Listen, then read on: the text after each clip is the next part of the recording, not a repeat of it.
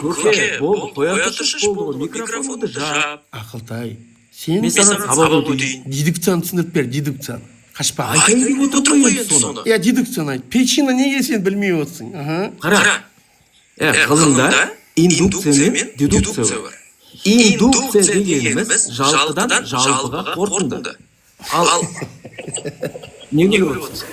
Потому что ChatGPT қарап отырсың да, одан кейін мен саған мұны айтып бергем, одан кейін мен ChatGPT-ді қарамай айтып бергем да, сен ChatGPT-ді қолданып отырып. Мен қарап отырған жоқпын, мен вообще жатырмын қазір. Не қылдыңсың маған? Қойшы видеоңды көрейік ал. Қойшы видеоңды көрейік, ChatGPT-мен қарамай сөйлескеніңді. Жігітше мен де басайын. Давай кел. Қосайық. Ау. Сен микрофоныңды жабасың ба жоқ па? Ақылтай істейік. Екеуміз жаңа ойындадық па? Құжат бізде дедукция мен эмпирика деп. Білгеннен тілін алмай не деген адамсың? Ақылтай, қараш бауырым, екеуміз эмпирика мен дедукцияны құжат ретінде мойындадық па? Енді қазір екеуміз қосайық та микрофонды. Жігітше ChatGPT-ге қарап отырып, қарап отқан жоқ, қосып тұрып сөйлесейік. Давай ма? Келісесің ба? Давай. Давай.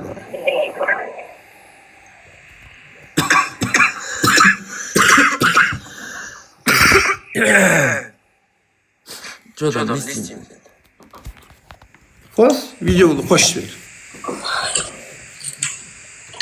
Свет жағайын онда мен. Жау.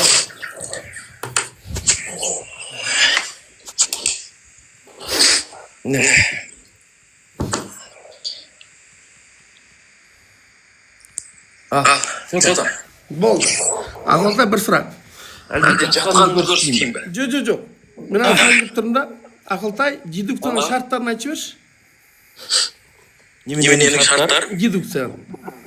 Дедукция мен индукцияны мен саған қазір түсіндіріп отырмын. Жоқ, шарттарын. Дедукцияның шарттары бар. Шарттарын айтып жіберші.